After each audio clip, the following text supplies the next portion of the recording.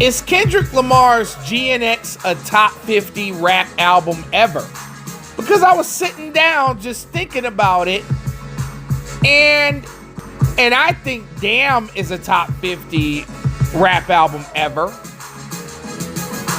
Then GNX should be included in the conversation.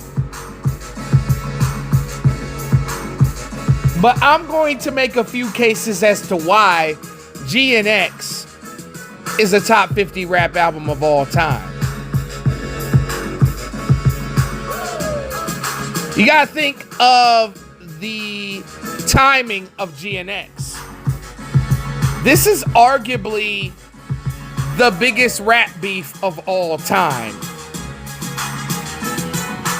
This is the biggest rap beef of this generation. You had the two top guys, you got the top person who is praised by hip-hop purists, and then you got the top guy that's praised by hip-hop casuals and trend hoppers.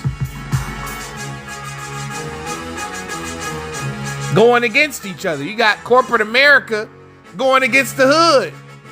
And the hood came out on top, no Diddy. As crazy as this sounds, when this album was released on November 22nd, 2024, this album had no official singles.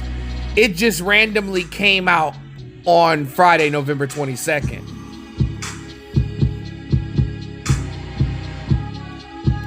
And this is Kendrick fresh off of winning the rap beef.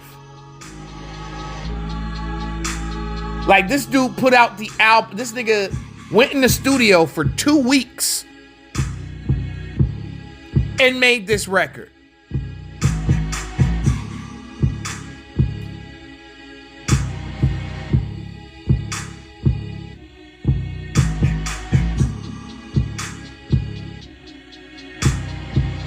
And in the Not Like Us video, what would be billed as the first single in Squabble Up was teased, but he never released it until 4 days after the album's released. And then a week later, after the album comes out, Luther is released. Now, I had told people that during my GNX review that Luther was gonna be a #1 song. You got the Luther sample that all the black people know. Then you got SZA, who is a pop star in her own right. And then you got Kendrick Lamar, who has completely crossed over. If he hadn't before, he has now.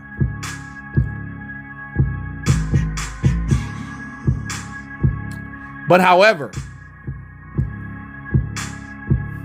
many Kendrick critics and Kendrick haters said that Kendrick Lamar couldn't do an album without Not Like Us on it, because Not Like Us is his most popular song.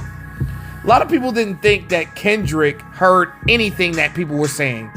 And meanwhile, the whole time, Kendrick is listening to everything that Whackademics is saying, all these Drake sexuals are saying, and of course, the people who are true Kendrick Lamar fans, true hip-hop fans. He's watched all the streamers. And you remember that 2 weeks that Kendrick Lamar did not respond to Drake. He was listening to everybody. He knows what the fuck is going on. He just don't say nothing. He just lets his pen and his pad, his Gloria, do the talking.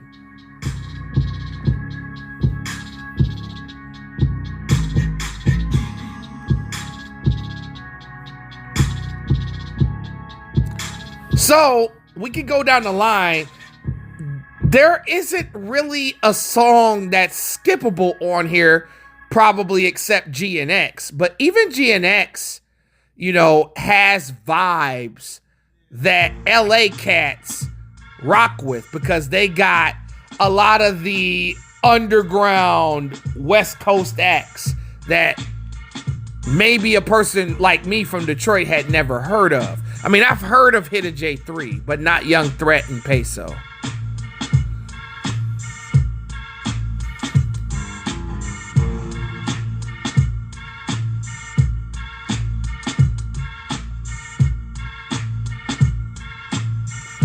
But K-Dot, this album, you can listen to it straight through. And then not to mention, you know, he had lesser known LA cats on the album, and he had stars such as Roddy Ricch and SZA be a part of this album, and gave the shine to lesser known acts like Dodie Six, like Lefty Gunplay, AZ Chike.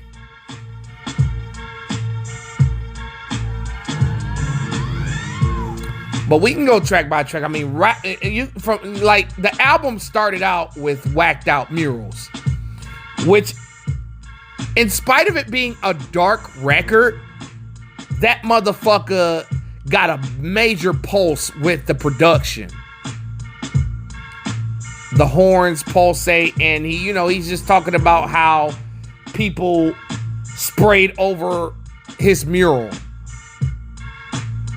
And he addressed, Snoop Dogg and Lil Wayne, who have been talking shit about him.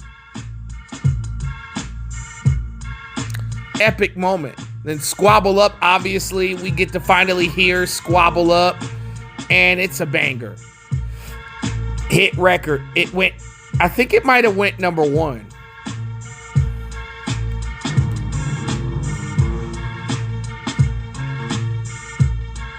Yeah, it went number 1 on the charts.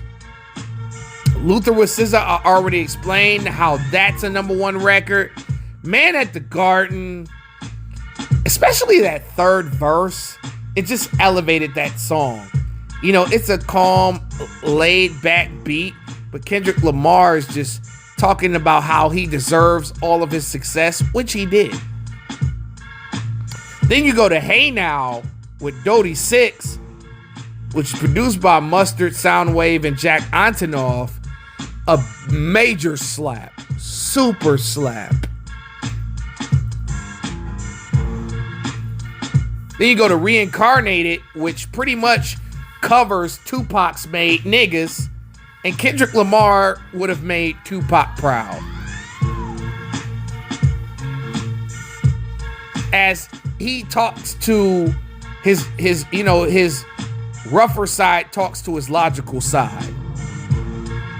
TV Off is another number 1 record. The iconic Mustard yelling. I'm just like, oh my God. It's kind of like when you hit the game breaker on NBA Street Volume 2. Catchy. Dodger Blue. Some smooth, funky, laid-back shit. Takes you back to Pimp a Butterfly days. Some cool, laid-back shit. Peekaboo with AZ Chike. Banger. Banger.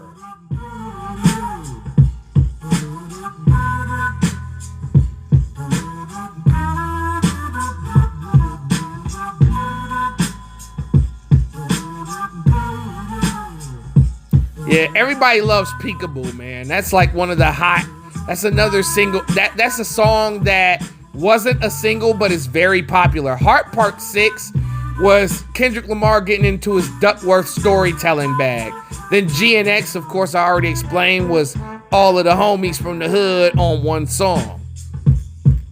Then it closes out with Gloria. This collection of songs is probably his second best, in my opinion. Now, I remember when To Pimp a Butterfly came out, and I loved the album. But looking back on it, To Pimp a Butterfly had a few missteps, and GNX does not have many missteps at all. Not even a little bit.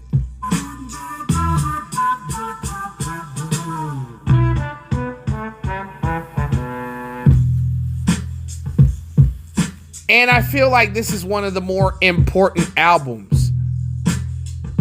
GNX is the definition of taking advantage of momentum while you got it and capitalizing off of momentum and then adding to the momentum with the Grammys, with the Super Bowl, with beating Drake. This is the most, as crazy as this sounds, this is the most important year of Kendrick Lamar's career. And all Drake had to do was leave this man alone. All y'all niggas had to do was leave this nigga alone. And we wouldn't have gotten this great year from Dot. We wouldn't have got Euphoria. We wouldn't have got Not Like Us, 616 in LA. Meet the Grams.